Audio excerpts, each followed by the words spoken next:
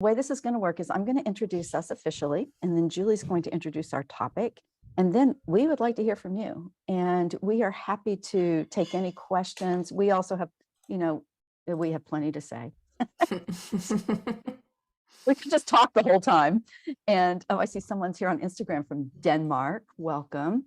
And so we want to hear from you. We love taking your live content. And so please raise your hand, put it in the chat.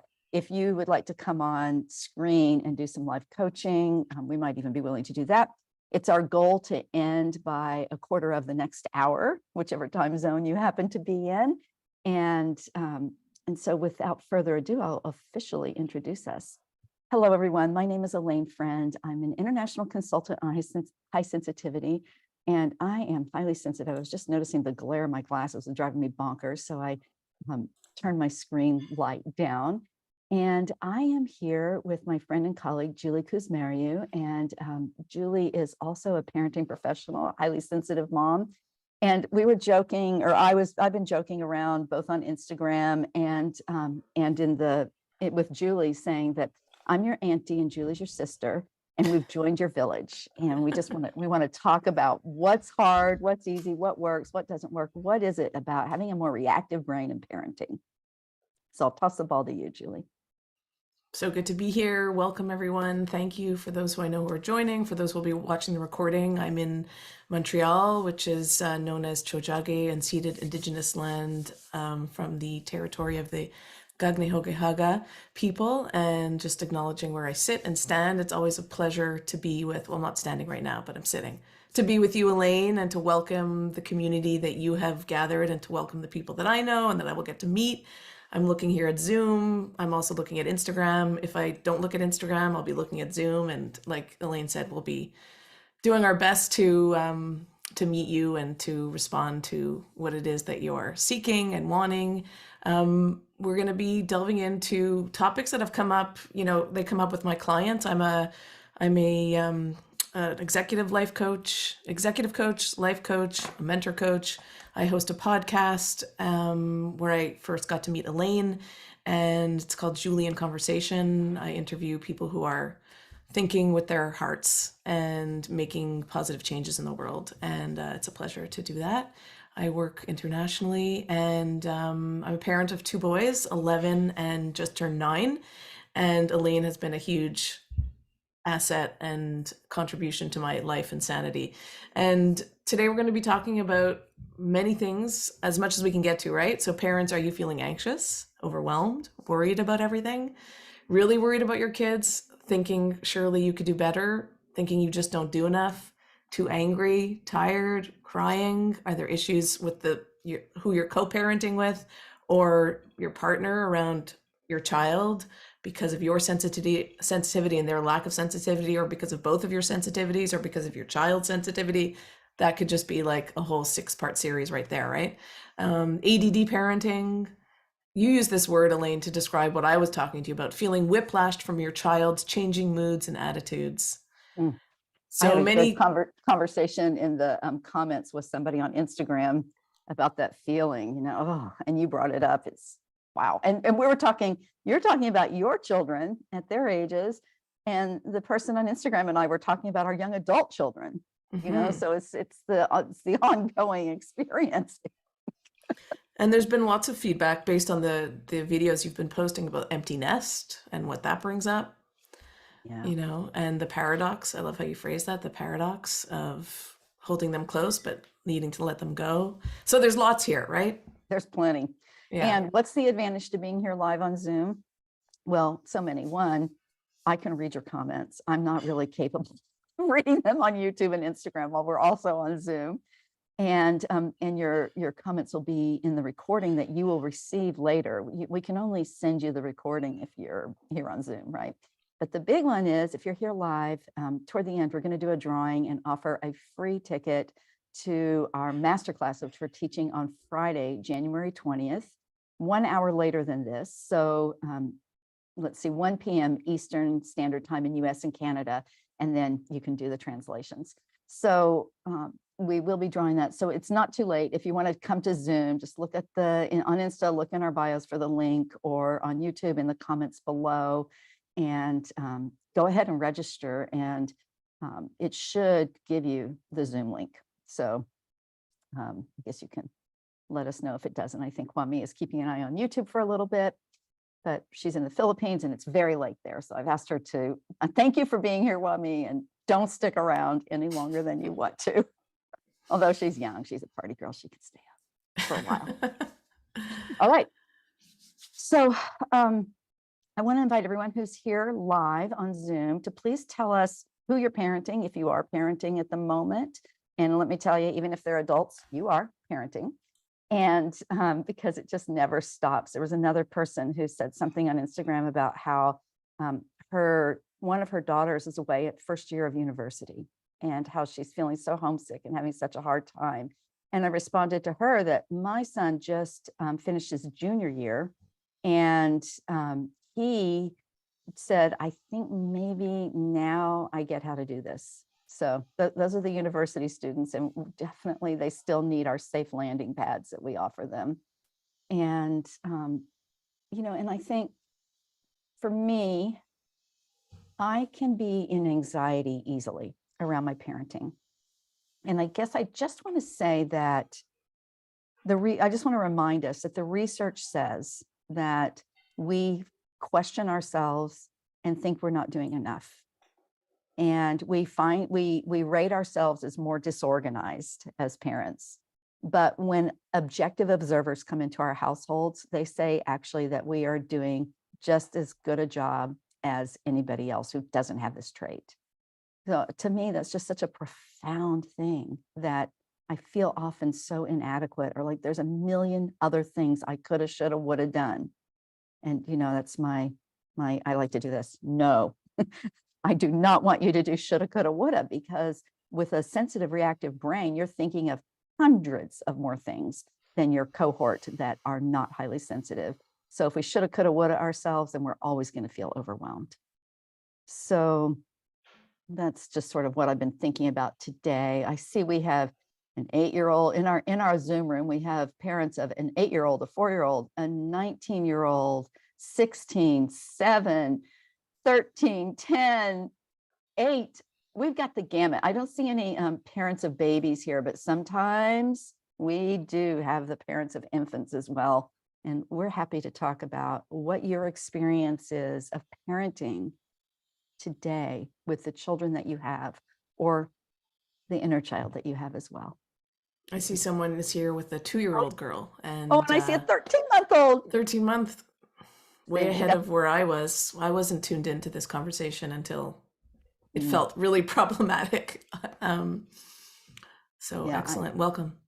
I think Asher and I were talking, and I think Elaine told me I was highly sensitive maybe when Asher was about 9 or 10. I mean, of course, we all knew. Right.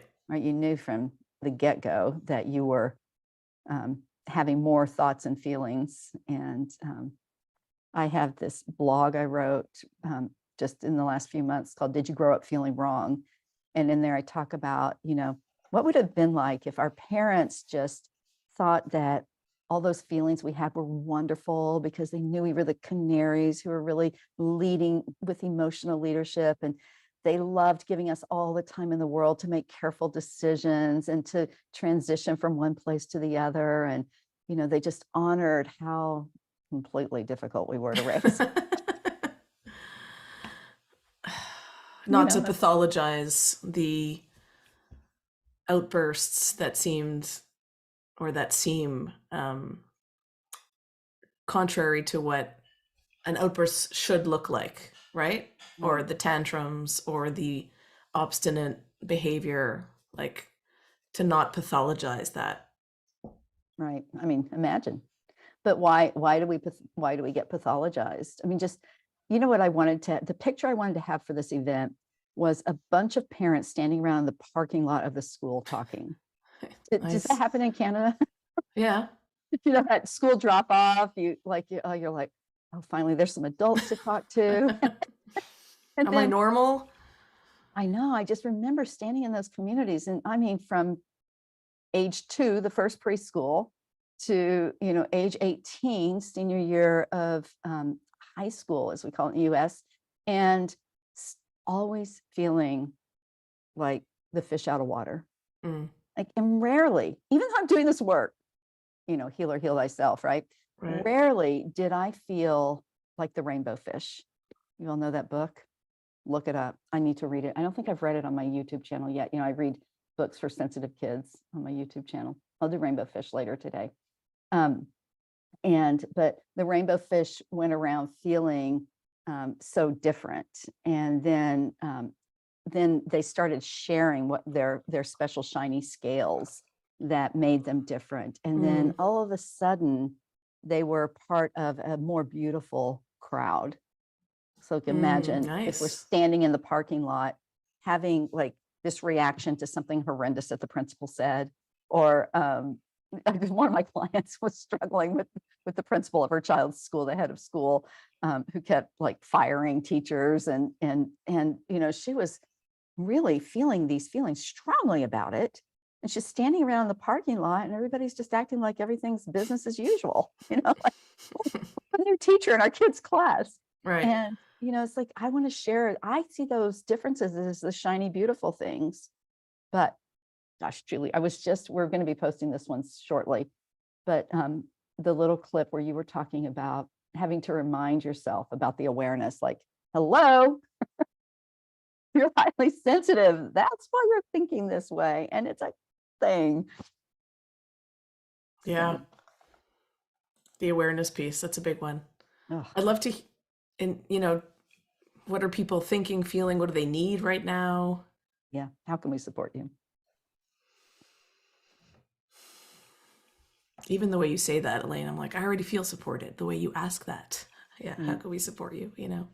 Well, I mean, that's what I was getting from that conversation we had earlier, is like, we need somebody, we need our friend. I think I wrote in the description of that video that will be coming out shortly, and up on YouTube shortly, that we need a little angel on our shoulder saying, tap, tap, tap. Hello there, my love. You have a really superpowered brain. You have bigger and stronger and more emotions. You have bigger and stronger and more thoughts, and it's all good. And it means, hey, maybe you need a break. I think in the description, I might have said, maybe you need an effing break. It's not just any ordinary break. Yeah. Well, that list that you read, Julie. Yeah. Let me see if I can find it and put it in the chat. Can you easily copy I that? have it. Yeah. And throw it in the chat, because I would like to. I'd like to know. These were our brainstorms about our own experiences as sensitive moms. We'd like to know which ones resonate with you. Okay, there are a couple of questions coming in. Yay! Thank you so much. We really love to hear from you. Here's one. I'm new to understanding myself as highly sensitive, and I'd love to know more about this intense awareness and how it makes me a good mom instead of an overreactive normal person. This person, she put LOL. So, and I get it. Start with that. Same Julie. Do I? Yeah. Well, I think maybe just back to this awareness piece, that I think it's wonderful that you're in this place of understanding. It's almost like discovery, like, wow, what can I discover here? Some people, they come to me as clients and they're like, I feel so lost and I'm so disoriented, not necessarily specifically speaking to their temperament or a trait of HSP, but just in life. And often the reframe is like, well, what are you discovering here? What can be found?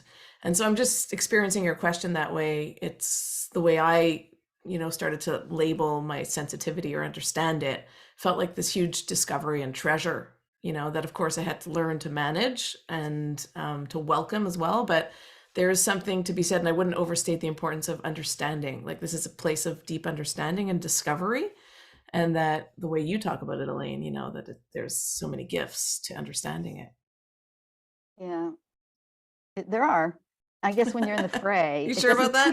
It might not feel that way when you're in the fray, right? Yeah, exactly.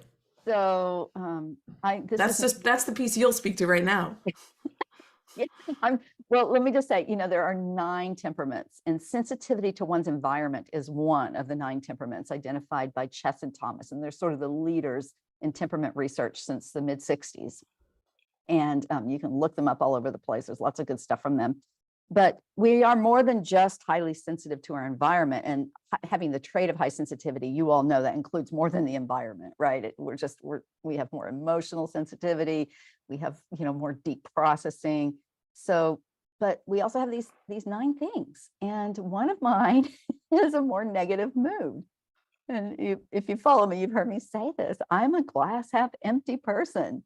So, it's great because we can play off of each other. So, I'm the one who's saying, this sucks. And it's really hard. But because it sucks, we need tools. And what pops into my mind with this person is the whole idea. I've been talking a lot about the 80-20 rule. And that means that 80% of what you're thinking is extra. Like the person who is, oh, that's another t-shirt we need. I'm going to have merchandising. If anybody wants to be in charge of merchandising for a cut, let me know. Be a good one. I'm sure there are shirts out there that say extra, but then on the back, I want to have it say something about being highly sensitive. But, it's just so much. 80% is extra compared to the other parents standing in the parking lot or in your new mom support group. They are not thinking those extra 80 things. And we could call it 1 out of 5, right? So if your brain is giving you 5 times more information and more reactions than you actually need, now, so like me, I'm like, shh the heck up. Look, I'm trying not to swear. It makes me swear. And but the better way is to say, okay, awesome. I've got 100 ideas here. Now, like, let's hear a shout out in the chat. Do you know what I'm talking about? When you have 100 ideas and everybody else just has like 4, maybe 15. So I have 100 ideas here and I have to let go of 80 of them. And that is heck hard because I've learned it's a skill, right? To not get into decision fatigue and to quickly prioritize. But then, like after we hang up this call, I'm going to be thinking about the other 80. And some highly sensitive people will need a nap because of that. I'm going to need to go sweat somehow because it'll give me anxiety thinking about the other 80. So it's really, really great that you're thinking of 100 and you really I say 20, maybe you really only need 5 because you're such a super powered thinker. And why do we have 20, maybe a little more than 20% of people who are thinking this way and parenting this way? Well, because we're raising kids like this, many of us, and we need a minority. And remember, this minority is in every species. They've documented it in 100, but they're so varied. They're from like flies to birds to fish, of course, mammals, that we think, the researchers think, I'm not a scientist, but I love them. The scientists think that it's probably in every single species because we need a small percentage who are going to think and contemplate and feel before they act. And we need a majority who are just going to frickin' act and get things done. Right? So that's why. I think that's a great question. I'm going to keep that question because I think it's important that we delve into it in more detail in our masterclass on Friday, Julie, because I think it's a global experience. Well, and that's one of the 5 to Thrive, right? Yeah. In community with others. So, give this woman some love in the chat here and let her know if you know what she's talking about. There's so much to say. Yeah. It's a poignant question. How does this make me a good parent, instead of an overreactive one? Well, and trust the scientists. Trust me, Auntie Alane. Actually, my family, I'm Auntie Laney, so that sounded weird when I said that. And trust me when I tell you that you are a great parent. You just have to trust yourself a little more. Somebody says, I'd love to hear strategies to support busy, messy, chaotic teens. I'm curious how many of your teens are highly sensitive. But the thing is, I'm actually still busy and chaotic and messy. And I want to remind everybody that if you have high sensitivity and also high IQ, high intelligence, that's called twice exceptional, and it adds together and equals, I hate to say the word disability, but it equals big challenges. And for those kids, the chaos and the messiness is actually just part and parcel of the whole deal. So it's really important. Was I talking to you, Julie, when I said you just have to go? Oh no, I was talking to my friend Julia. You just have to go camping more. You have to go. Oh, I don't think it was Julia. I can't remember. I was talking to somebody and they were concerned about screen time and about how busy their kids were. And I said, plan more camping trips. I wish I could remember who that was. Sorry.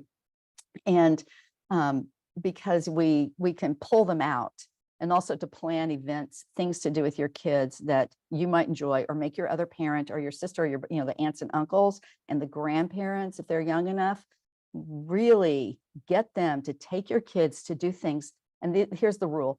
Things, and remember, I prefer you don't do it, because I want you to go to your favorite yoga class, or go watch, the new Avatar movie, or whatever it is you want to do to just chillax, go to the spa if you do that kind of thing.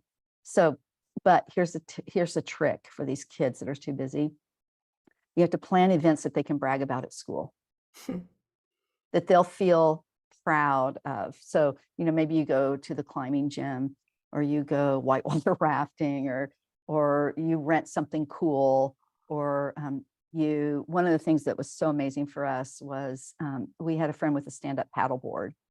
And so our kid got to tool around on the water by himself, within sight, on a stand-up paddleboard. Who gets to do that? Especially we're not affluent. And so it was just an easy thing. And, things like that, things that are cool, but they get them out in nature. And then in terms of the messy kids, I really think the best possible recommendation, this is not a parenting workshop. I do those every month. I'm about the parents right now. So what I'm going to say, the best thing you can do is close the door to their room. And one other little hack is you can hire someone if you can afford it, but if not, you get your extended family, your best friend from college, they'll do it for you. They'll do anything for you. And you get them to come and organize the kids' room with the kid. If they're teens, you're not the person anymore. So close the door, put on your oxygen mask, and go, and your noise canceling headphones, and get the heck out of that mess. I'm listening. The 9 Temperaments is Chess and Thomas. And I'm pretty sure if you look on my YouTube channel, you can, Katie put in there. Thank you, Katie, for answering that. If you look on my YouTube channel, I'm pretty sure I have a couple of videos about it. And one is about the Choose Love movement. I talked about the 9 temperaments there. But in my work, in my monthly masterclasses, we do temperament every year. So I have a couple really big temperament workshops that you can purchase, or you can become a member, and then you can be a part of the next one, which probably will be May. I like my monthly themes. That one's so valuable. The 9 temperaments. Oh my They're God. all valuable. But I'm trying to get a special guest for my workshop, for my relationships workshop in February. It's a secret. Oh yeah? But it's a temperament expert on February 3rd. So as soon as I get a yes, crossing my fingers. I got his wife in the background, kind of neat. You know how that is. helping me get a yes. So we will be having temperament discussion in the relationships workshop for sure. Okay, parents, what do you need? I see people do really relate to our list. What's there not to relate to there, right? It's like the universal experience of parenting, and then amplified for HSPs. So true. Oh, here come a couple things. Can you see them? Yeah, I do. Them? Sure. Here's one. I feel like I do all the right self-care things. I sneak into every spare second and still get overwhelmed so easily. Is there such a thing as getting overwhelmed less often as an HSP parent? Yes, there is. And, if anybody wants to jump on the recording and join us for a little live coaching, I think we still have a few minutes left. Yeah, we still have time. Yeah. But you know, do you have an easy answer for this, Mom?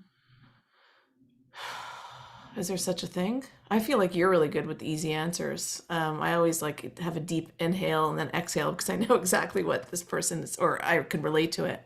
Yeah, I mean, and Preparation, yeah, prior and insight. proper preparation. Yeah, insight. Well, she's on the right path because she has the awareness Mm-hmm. that it happens so easily.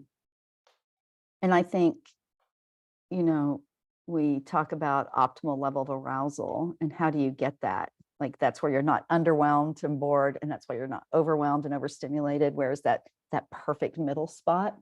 And how do you get it? Like, just remember what we learned from Gottman. Gottman did a ton of research on couples, like thousands, and discovered that when one is overwhelmed or overstimulated, the brain stops working. There can be no meaningful conversations. No one can learn anything. And so their opinion is put the brakes on when you get there until you're back. But the trick is to prevent it.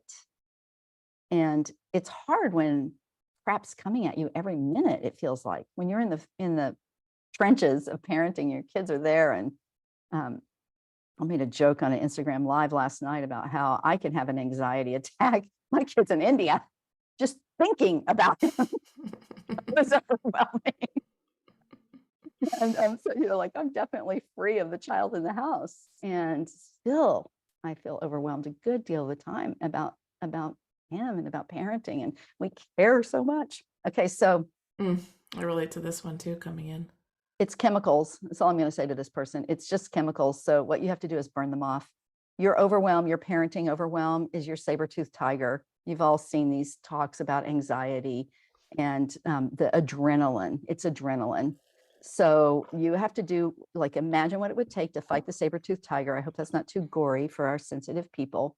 Whatever you would have to do to lift the Volkswagen, or fight the tiger, you need to do something that requires that much exertion several times a day.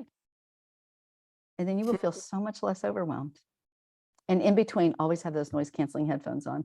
I'm going to become an affiliate for some noise canceling. Exactly. Okay. What else do we have, Julie?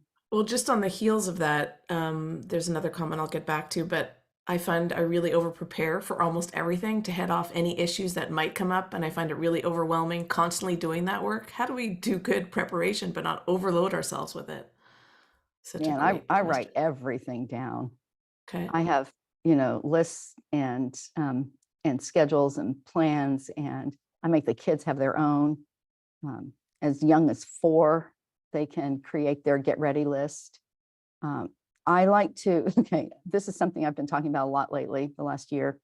You don't know this, most of you parents who are here are quite a bit younger than me, but there was a time, maybe when you were growing up, that most families had the same meal every Monday, right? And the same meal every Tuesday, or maybe there was a choice of 2 things. You might have either, pot roast or pork chops on Monday. And then on Tuesday, you have some kind of Italian food. And on Friday, it's always pizza, and like that. So create systems in your life so that you don't have to decide. There's nothing wrong with being over prepared, says the woman who leaves the house with 3 bags every single day. But we Oh can my do it goodness. better, right? We can, have the basket by the door that all the things that go every day always live in, and we can have the extra food bag that lives in the car, and the perfect bar in the bottom of your kid's backpack, for emergencies. The extra socks and underwear. Yeah, we in California, we have go bags in all of our cars. And actually it's made me feel a lot better, because we have the fires and the earthquakes, and now we have flooding, and you just never know when you're going to be evacuated. Is how it feels the last, 5 to 10 years. And so everybody has a duffel bag in their car with a change of clothes and food and, all the kind of emergency stuff. And wow, that's so perfect for HSPs. That's awesome. Have your go bag. And so I don't think it's a bad thing to be so prepared, because I would be a hypocrite if I said it was. but at the same time, you want to take the level of decision fatigue out of it, dial it down a little bit. You always say, Elaine, sorry to interrupt. And you said this on my podcast and I replayed in my mind, if it's good for the HSP, then it's going to benefit everyone. Absolutely. Like the go bags, for example. So I have the Kleenex because I've come prepared. I know you need it. Here it is. What else is coming Somebody's in? asking about tantrums. Sometimes I'm working hard to strengthen my ability to regulate my nervous system during tantrums. Tantrums are so overstimulating for me. Sometimes I succeed in staying with her through it. Sometimes I burst into tears. Sometimes I want to scream. Gosh, that is so real. I remember those days. Oh my gosh, I had one of these over Christmas break. My adult child was having a tantrum, and it's so overwhelming and overstimulating. Just wait till they're like a 6-foot-tall man having their tantrum at you. God. Wait, it doesn't end, Elaine? That's not helpful. It doesn't end because overstimulation, I mean, if you're raising sensitive kids, especially overstimulation. I mean, one of the things that I did as a parent, and I think my son is pretty good at doing this for himself now, is I just always made sure that he had the right recipe to be more even, more regulated, self-regulated and co-regulated. And the recipe for him was the right amount of exercise, the right amount of sleep, and the right amount of nutrition, the right kind and amount of food. And it just turns out like I raised a really intense kid. Intensity is another one of those 9 temperaments. And he and I are both very, very intense. And so he needed a whole lot of all 3 of those things. Like my parent friends made fun of me because of the gigantic lunch that he had to carry with him. Because like really he needed to eat lunch 3-4 times a day in between breakfast and dinner. And some days 25% of them would be eaten, but there were days when the entire giant basket was emptied because he had eaten it all. So, so first of all, I'm going to say, really, really try to get that find that right recipe for your kid, experiment. And second of all, it's really, I think for me, for sensitive parents, it's really important, first of all, to have help. And second of all, I was going to say is to train your child that you can be with them in a tantrum for a certain amount of time, and then you have to take a break. You can even make a joke about it. I think we all need a break right now. Let's take 5, and then we can come back to this tantrum. And that's what Gottman says, right? If your heart rate gets over whatever your good heart rate is, they say 100 for average people. And if your heart rate gets over 100, but maybe yours is 90 when you're elevated, then you have to take a break. So it's really important to train them to take a break. Sometimes I say that the parent can say, I'm going to sit here with you because I know you're having a hard time. And I'm going to need to put my headphones on, or I'm going to close my eyes and take some deep breaths. I saw this cutest video on Instagram, a little reel of a 5-year-old brother telling his 3-year-old brother who was having a tantrum to guiding him through conscious breathing. Oh my God. But remember that, like whenever there's hard things, because what comes up for me is when in the tantrum question is about tantrums with your co-parent, right? And the same deal. But what makes me think, what I think about that is we need to talk to our children and our co-parents and our co-workers, whomever, about what we're going to do when things do get overwhelming, and to have a plan for how we're going to manage that. Like you can't talk about it in the middle of the tantrum. Yeah. But I agree. I hear this from parents all the time. I can't handle the tantrums. They're so overstimulating for me. And my heart goes out to you. And it is so hard. And you have a limited capacity. And you know what? It's really good to model that for your children. Like there's a time limit for how long we can do this. So as long as you talk to them about it, when there's no tantrum going on, then when the tantrum happens, you can say, okay, let's set the timer. I'm going to grab my cube timer. I'm not an affiliate for this, but it has 1, 3, 5, and 10 minutes on it. And you just set it down with the amount of time on top. And if you have it on, and I get these for the kids, and then they can time themselves brushing their teeth or whatever. And then you set it, and then the beep happens, right? And then you say, okay, let's take a break. We can come back to this.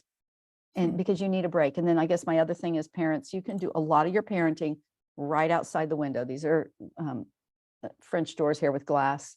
And even with the very young children, you can see them, they can see you, but it's really important to be able to step outside and just get a quick breath of fresh air. Close your eyes for 10 seconds and know that, teach them that that's what you're doing, and you're here for them, and you're taking a break. Model it. So I hear you. And crying is good. Isn't it interesting when you cry, when your kid's crying and you cry with them? Let's see. I feel like I do all the right self-care things. I sneak it into every spare second and still get overwhelmed so easily. Oh, is that one we already read? I think we read that one. Yeah. There was another one here about a teenage daughter. Do you want me to read that out loud?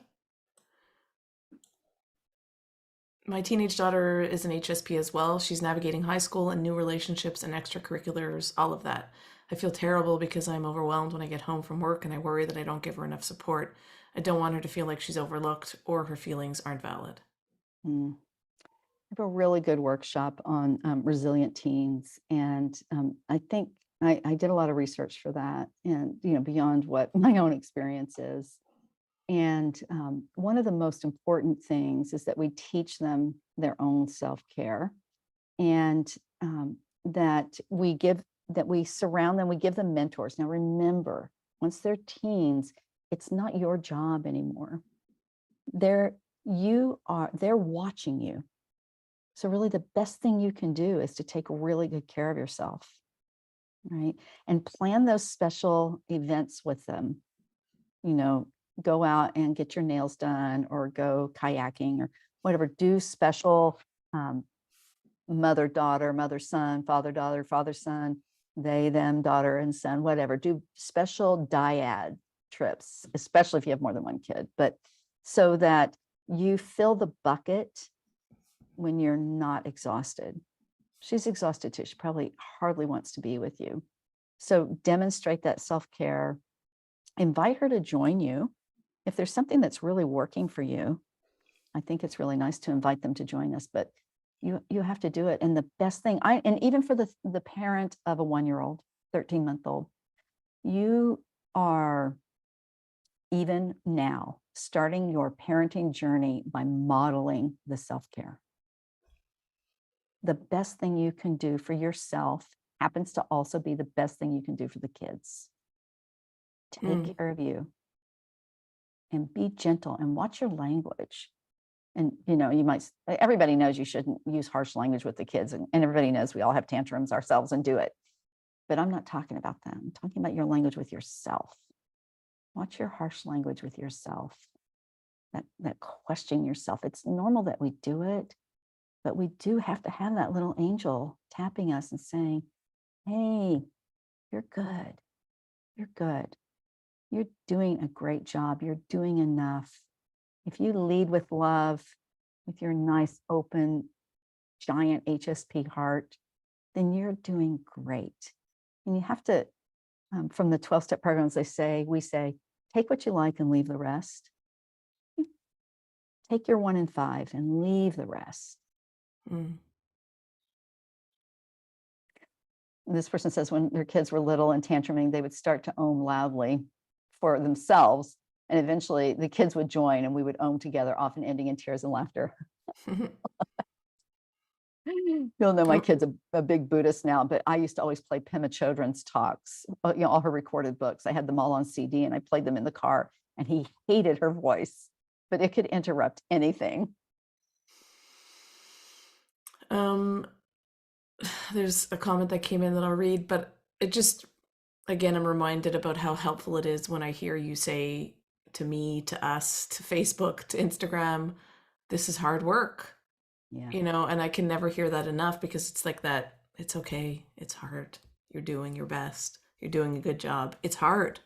It's hard. Yeah. So we're saying that to all of you right now. Mm-hmm. And when it's hard, what, like if someone you loved and cared for was having a really hard time, what would you do?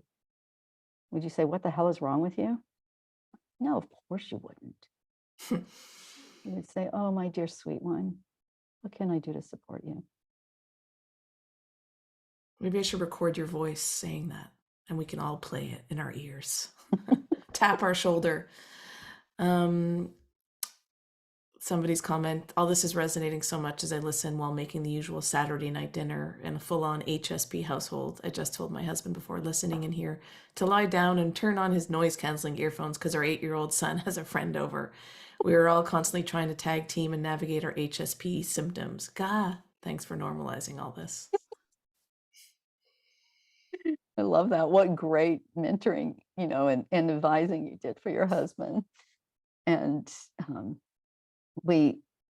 Julie, you were talking about that as well. You want to say something about that? Well, just, as you said, great mentoring for your husband.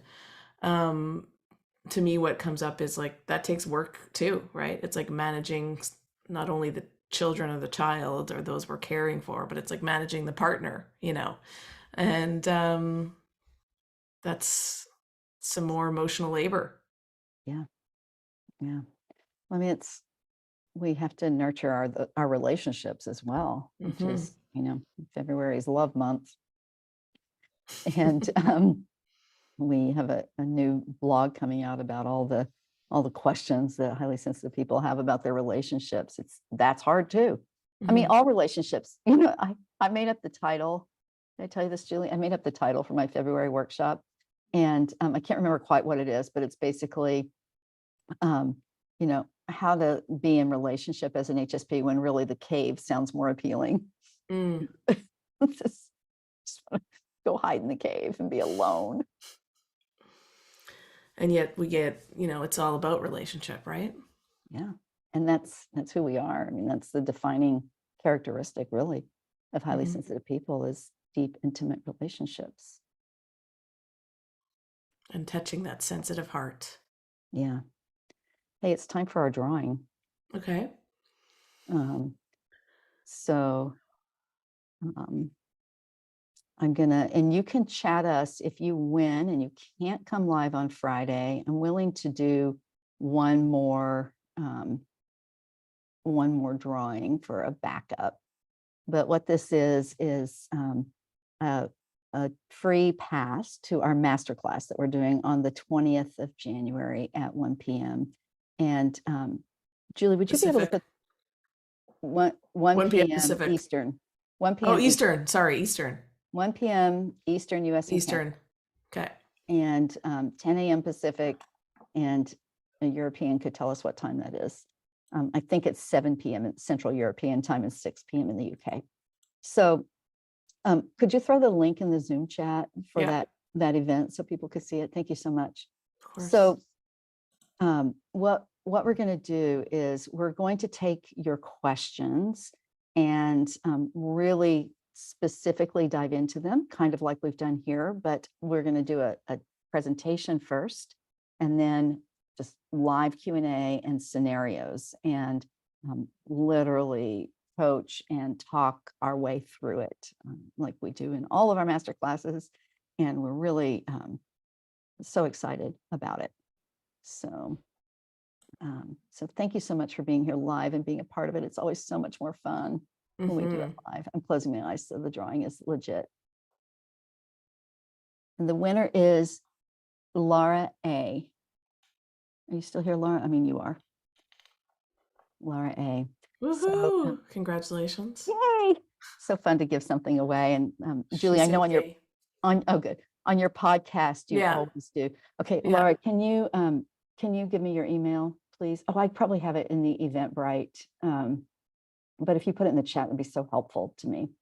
Okay, so as we're closing here, I want to ask everyone on Instagram, YouTube, and Zoom, if you would please give us one piece of advice for the parents in this community, for highly sensitive parents. What is one sort of anti thing that you might say to them? Thank you, Laura. What is something that you would be able, that you want to suggest or advise? Throw it in the comments or the chat now. And if you're watching the recording, still do it. What is your advice, your kind, loving angel on the shoulder thing that you want to say to all of us? We do this, Elaine and I do this at the end of all of our workshops. We have everybody write something, an affirmation or some advice, something loving, and we put it in a basket and everybody draws one and takes it home. And I have one in my car that we got at the last workshop, and it says, remember to breathe, in somebody else's handwriting. And it does feel like an angel on my shoulder. It's on an index card, and it's folded into the cup holder. So here they come. They're so good. Are you going to read them? Oh, yes, please do. I'll look at Instagram and see if people are putting them in there. I can. Okay. Thank you, everyone. Embrace JOMO, joy of missing out. I can just rest in that one for a while. Yeah. Thank you. Lovely. Don't compare yourself to non-HSP parents. Thank you for that one. Be gentle with yourself. Beautiful. Loving patience. You're doing a great job. Yes, you are. Being honest about what you need to those around you feels liberating when they accept it more than you expect. Mm-hmm. Being honest about what you need to those around you feels liberating when they accept it more than you expect. Mine is to be kind to yourself. You're raising wonderful people. That's beautiful. This is a beautiful one. They're all beautiful. My high sensitivity is my superpower. What's yours? You shared yours already, Alane, today? I've shared a few. Yeah, we should. It's all yours. I'm just going to say, I love you and I respect you and I trust you. And I know that you're always coming from a kind heart. So when you read these, if you registered on Zoom, it's not too late. The registration's still open. If you're watching this live and you want to register on Zoom to get the recording, I'm going to send you the recording and I will copy all of these from the chat in the Zoom workshop and include them in the email so you can have them. And you could print them out and cut them into little strips and roll them up and put them in your spirit box and draw one every day. How about that? I want to add one before we end, which pertains to some medicine for me, which is find a way to move your body. Yes, for sure.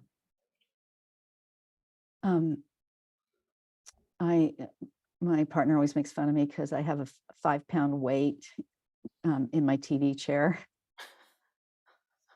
So I do, like curls and these things when I'm watching TV. Every little bit helps. So thank you for that reminder, Julie. You reminded me with the overstimulation piece, right? The chemicals, we've got to move. Yeah, you do. Otherwise, they're still there. You're still ready. So everybody's so appreciative of all these wonderful bits of wisdom and advice. And like I said, I will send them out to you. Just as we're closing here, let's tell people how to reach us. And please do mention your podcast. So why don't you go first? What am I supposed to be doing? I was just reading the tell comments. people how to get a hold of you and, and what you're offering these days. JulieInConversation.com. Alane's been on my podcast 3 times, maybe 4. She'll be back. I'll be sharing some bits from this on the podcast. So JulieInConversation.com is where you can find me. I'm on Spotify, Apple Podcasts. I did a whole series on motherhood called Motherhood Let's Create a Village with all kinds of beautiful experts, including Alane, from tantrums to racism and discrimination. So you can check that out. And I'm a coach and I do intuitive readings and I facilitate dance experiences, lots of stuff. Just go to JulieInConversation.com. I'm so grateful to be in connection with you, Alane, and with all of you. Looking forward to getting to meet you some more on Friday, hopefully. Yeah, exactly. And Julie your podcast is phenomenal and you have phenomenal guests, but even just sometimes is just you sharing Yeah. your experience, strength, and hope and wisdom. And I love your podcast, and I can't recommend it highly enough. Oh, thank you. And also, if you want to see Julie moving in beautiful places with awesome music, be sure and follow her on Instagram. And at the same time, I'll say that too, follow both of us everywhere so you can just stay in touch. And we're really responsive on Instagram, and I'm trying to do better with Facebook and YouTube. So I really hope to see you there. It's one of the main things I want from you is to follow my stuff and share it, Mhm. because, you know, my mission is to reach almost 2 billion highly sensitive people in the world. Why? Because of the youth and the children. Mm. Let's get them raised up differently. Mhm. Let's let them feel blessed and honored and the amazing people that they are. And I think that would just be the most beautiful thing in the world. So share, please. Mhm. My big thing that I'm offering in the world are these 2 master classes a month. And they're relatively expensive, but if you become a member of Are You Highly Sensitive, they're really, really affordable. I was joking with Julie that the one on Friday we're charging $50 for, but that's really, really cheap. And so I'm going to raise the rates quite a bit, but then still have a sliding scale. No one turned away for lack of funds. And in my membership, Are You Highly Sensitive? It's $37 a month, which is really inexpensive, 37 US. But I have also no one turned away for lack of funds. So if truly you can't afford $37, I'll give you a scholarship for half off or all off, because I really, really, really want to help. And these are, you get them, you can attend live and ask questions. And if you can't come live, you have a special members doc where you can put your questions in ahead of time and I answer them and I send you the recording. So it's win-win-win. So thank you so much for being here. We hope to see you Friday, where we're going to go even deeper and hear from you there too. Thank you all Mhm. so very much for being here. Thank Bye you, all. everyone.